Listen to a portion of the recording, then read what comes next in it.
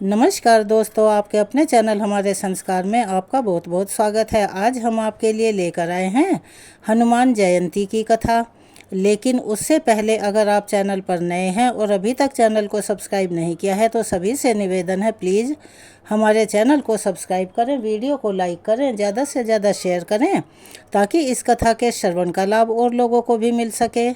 Bell icon को दबाना ना भूलें ताकि हमारी आगे आने वाली हर वीडियो की जानकारी आपको नोटिफिकेशन के ज़रिए मिल जाया करे। कमेंट्स बॉक्स में जय हो बजरंग बली की हर हर महादेव लिखना ना भूलें। परम पिता परमेश्वर की कृपा आप सभी पर हमेशा बनी रहे। चैत्र मास की पूर्णिमा तिथि को शिव भक्त हनुमान जी के जन्मोत्सव के रूप में मनाते हैं। हालांकि अलग अलग राज्यों में ये पर्व अलग अलग तिथियों और अलग अलग दिन मनाया जाता है। कुछ भक्त कार्तिक कृष्ण पक्ष चतुर्दशी को हनुमान जी की जयंती के रूप में मानते और मनाते हैं। पुराणों में ऐसी मान्यता है कि मर्यादा पुरुषोत्तम श्री राम की सेवा के लिए महादेव जी ने 11वें रुद्र को ही हनुमान के रूप में अवतरित किया था। पुराणों के अनुसार पवनसुत हनुमान एकमात्र ऐसे देवता हैं जो कि चारों युग में किसी न किसी रूप में संसार के लिए संकटों का हरण करने के लिए, जैसा कि उनके नाम से जाहिर होता है, संकट मोचन के रूप में मौजूद रहते हैं। माना जाता है कि वे अमर हैं। हनुमान जी इस पृथ्वी पर सशरीर विद्यमान हैं। हनुमान जी सतयुग में भी थे, त्रेता में भी थे, द्वापर में भी थे और आज कलयुग में भी वो हम सभी के बीच धरती पर विद्यमान हैं। देश के कोने कोने में सभी भक्तगण अपनी स्थानीय मान्यताओं के आधार पर एक साल में भिन्न भिन्न समय पर हनुमान जयंती के रूप में हनुमान जी का जन्म उत्सव मनाते हैं।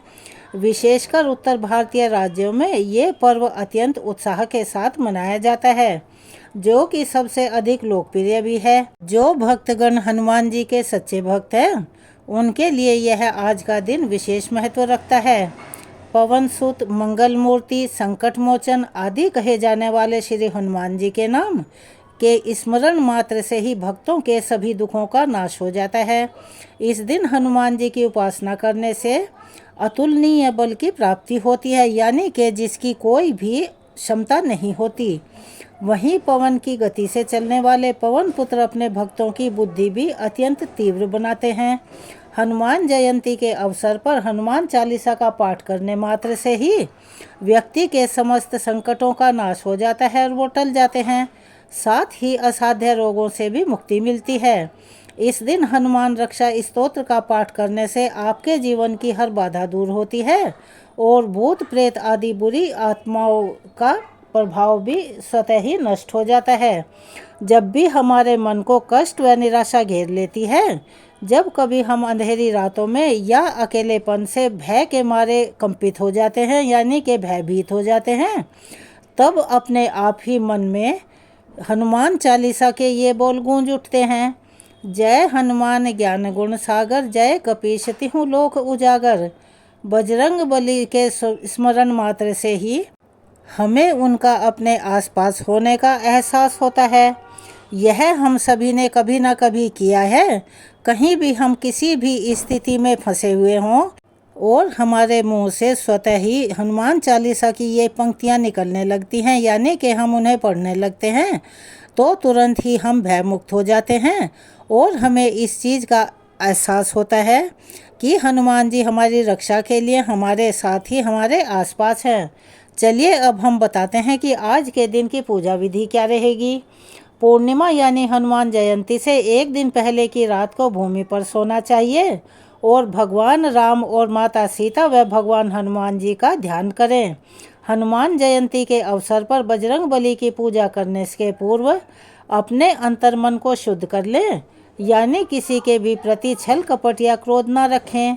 पूजा के लिए एक चौकी, लाल कपड़ा, हनुमान जी की मूर्ति या फोटो, अक्षत यानी बिना टूटे हुए चावल, घी का दीपक, फूल, चंदन या रोली, गंगाजल, तुलसी की पत्तियां, धूप, नैवेद्य आदि सामग्रियां पहले से एकत्र कर लें।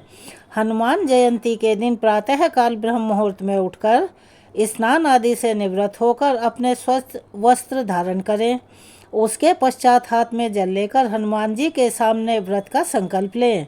अब हनुमान जी की मूर्ति के सम्मुख बैठकर उनकी पूजा करें। पूजा करते समय इस बात का विशेष ध्यान रखें कि आपका मुख पूर्व या उत्तर दिशा की ओर हो। अब हनुमान जी को तिलक, अक्षत तथा फूल आदि सामग्री अर्पित करें। इस दिन हनुमान जी को सिंदूर का चोला अवश्य ही चढ़ाएं। इसके पश्चात हनुमान चालीसा पढ़ें और षोडशोपचार यानी कि 16 संस्कारों के समस्त अनुष्ठानों का पालन करते हुए बजरंग बली की पूजा करें। हनुमान चालीसा का पाठ करने के बाद उन्हें भोग अर्पित करें। उसके बाद दीपक व धूप जलाकर बजरंग बली की आरती उतारें, क्योंकि कोई भी व्रत रखने के बाद और कथा सुनने के बाद आरती करना अति अनिवार्य होता है। इस दिन आप यथासंभव हनुमान जी के मंत्रों का जाप करें और यदि संभव हो पाए तो सुंदर कांड का पाठ भी अवश्य ही करें, सुने और दूसरों को सुनाएं। हनुमान जयंती के दिन व्रत रखकर अगले दिन स्नान करने के बाद भगवान श्री राम, माता सीता और हनुमान जी का ध्यान करके अपने हनुमान जयंती वाले दिन के व्रत का पारण करें।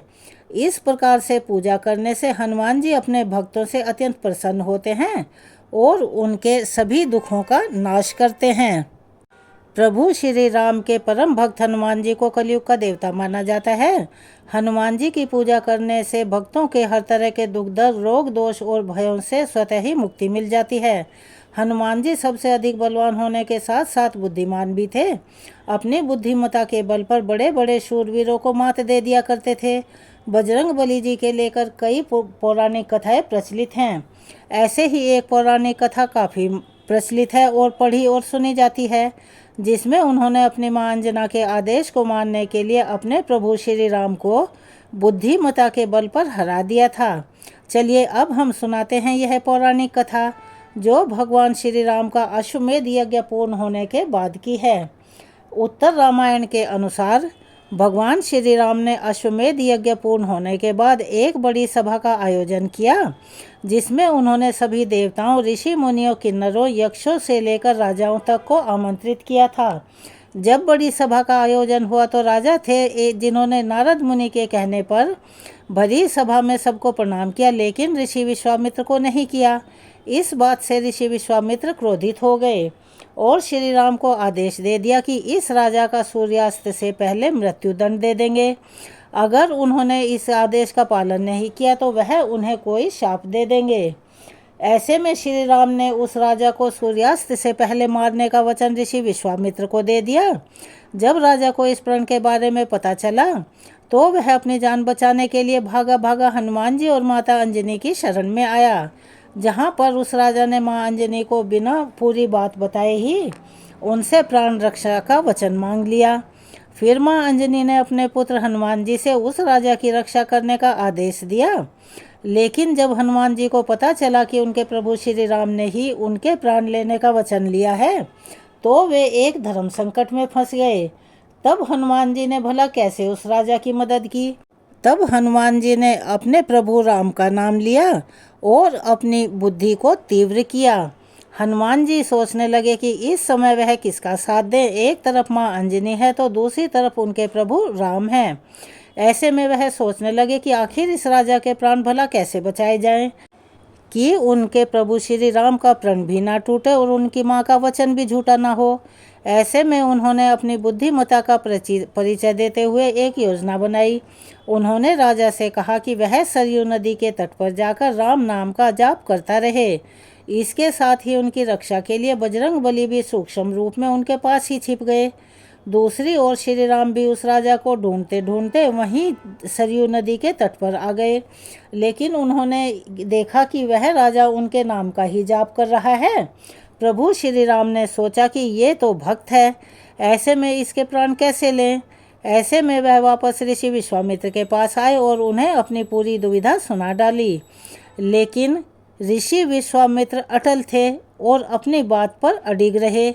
ऐसे में प्रभु श्री राम को समझ में नहीं आ रहा था कि वह ऋषि विश्वामित्र को दिए गए प्रण को पूरा करने के साथ अपने भक्त के प्राणों की रक्षा भला कैसे करें। हनुमान जी इस बात को अच्छी तरह से जानते थे कि प्रभु राम का नाम जपते समय राजा को कोई नहीं मार सकता, स्वयं प्रभु श्री राम भी नहीं। अब प्रभु श्री राम ने शक्ति बाण निकालकर राजा की ओर छोड़ दिया, लेकिन राजा के राम नाम का जाप करने से उस बाण का उस पर कोई असर ही नहीं हुआ। ऐसे में प्रभु राम असहाय होकर राजभवन लौट आए। जब ऋषि विश्वामित्र ने उन्हें देखा तो वह फिर से उन्हें शाप देने लगे। ऐसे में फिर राम वहाँ से घबराकर दोबारा तट पर गए। अब हनुमान जी ने राजा को कहा कि वह जय सिया राम, जय सिया राम, जय जय हनुमान गाएं। ऐसे में जब श्री राम ने उसे जप करते हुए देखा तो उन्होंने सोचा कि मेरे नाम के साथ साथ ये राजा शक्ति और भक्ति की जय बोल रहा है, ऐसे में तो इसका वध मैं कर ही नहीं सकता, क्योंकि इसके ऊपर कई अस्त्र शस्त्र काम करेगा ही नहीं। ये सब सोचकर श्री राम मूर्छित हो गए। तब ऋषि वशिष्ठ ने ऋषि विश्वामित्र को सलाह दी कि वह राम को इस तरह संकट में ना डालें, क्योंकि वे चाहकर भी राम नाम का जाप करने वाले का वध नहीं कर सकते हैं, फिर चाहे वह स्वयं श्री राम ही क्यों न हो। ऐसे में फिर ऋषि विश्वामित्र ने श्री राम को वचन से मुक्त कर दिया।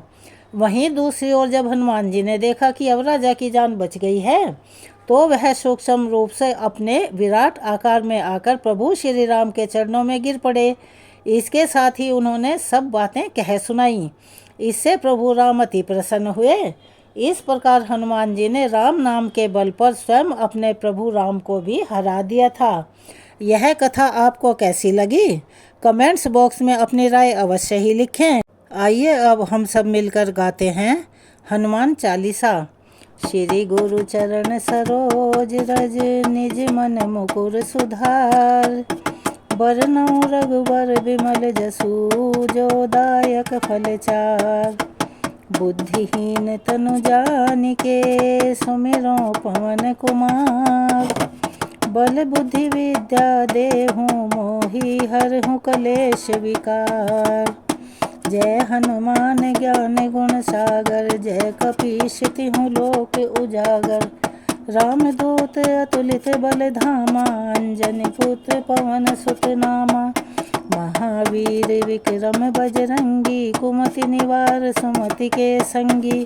कंचन वरन विराज सुवेशा, कानन कुंडल कुंचित केसा। हाथ वज्र और ध्वजा विराजे, कांधे मूंज जनेऊ साजे। शंकर सुवन केसरी नंदन, तेज प्रताप महाजगवंदन। विद्यावान गुणी अति चातुर, राम काज करिबे को आतुर। प्रभु चरित्र सुनबे को रसिया, राम लखन सीता मन बसिया। सूक्ष्म रूप धरि सियहि दिखावा, विकट रूप धरि लंक जरावा।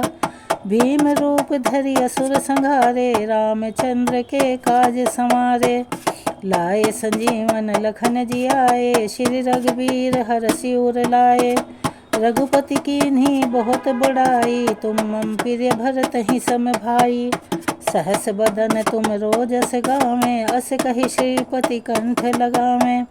सनकादि ब्रह्मादि मुनीसा, नारद सारद सहित अहिंसा। जम कुबेर दिगपाल जहाँ ते, कवि कोविद कहि सके कहाँ ते। तुम उपकार सुग्रीव ही कीन्हा, राम मिलाए राजपद दीना। तुम रेवंत्र विभीषण माना, लंकेश्वर भय सब जग जाना। जुग सहस्त्र जो जन पर भानु, लील्यो ताहि मधुर फल जानु। प्रभु मुद्रिका मेली मुख माही, जलधि लांघि गए अचरज नाही। दुर्गम काज जगत के जेते, सुगम अनुग्रह तुम रे तेते। राम दुआरे तुम रखवारे, होत न आज्ञा बिनु पैसारे। सब सुख लहै तुम्हारी सरना, तुम रक्षक काहू को डरना। आपन तेज समारो आपे, तीनों लोक हाँकते कापे। भूत पिशाच निकट नहीं आवे, महावीर जब नाम सुनावे। नासै रोग हरै सब पीरा, जपत निरंतर हनुमत बीरा। संकट ते हनुमान छुड़ावे, मन क्रम वचन ध्यान जो लावे। सब पर राम तपस्वी राजा, तिनके काज सकल तुम साजा। और मनोरथ जो कोई लावे, सोई अमित जीवन फल पावे। चारों जुग प्रताप तुम्हारा है, प्रसिद्ध जगत उजियारा। साधु संत के तुम रखवारे, असुर निकंदन राम दुलारे। अष्ट निधि नव निधि के दाता, असवर दीन जानकी माता। राम रसायन तुम्हरे पासा, सदा रहो रघुपति के दासा। तुम्हरे भजन राम को भावे, जन्म जन्म के दुख बिसरावे। अंत काल रघुवरपुर जाई, जहाँ जन्म हरि भक्त कहाई। और देवता चित्त न धरई, हनुमत से ही सर्व सुख करई। संकट कटे मिटे सब पीरा, जो सुमिरे हनुमत बलबीरा। जय जय जय हनुमान गोसाई, कृपा करहु गुरुदेव की नाई। जो सत बार पाठ कर कोई, छूट ही बंदी महासुख होई। जो यह पढ़े हनुमान चालीसा, होए सिद्ध साकी गोरी सा। तुलसीदास सदा हरिचेरा, कीजे नाथ हृदय मह डेरा। पवन तनय संकट हरन, मंगल मूर्ति रूप। राम लखन सीता सहित, हृदय बसहु सुरभूप। चलिए एक बार मेरे साथ प्यार से बोलिए, जय श्री राम, जय हनुमान बजरंग बली की जय। हर हर महादेव। अगर आप चैनल पर नए हैं और अभी तक चैनल को सब्सक्राइब नहीं किया है तो प्लीज़ चैनल को सब्सक्राइब करें, वीडियो को लाइक करें, ज़्यादा से ज़्यादा शेयर करें, बेल आइकन को दबाना ना भूलें ताकि हमारी आगे आने वाली हर वीडियो की जानकारी आपको नोटिफिकेशन के जरिए मिल जाया करे। आपका यह छोटा सा प्रयास हमारी बहुत मदद करता है। अपना प्यार और सहयोग हमें ऐसे ही प्रदान करते रहें। धन्यवाद।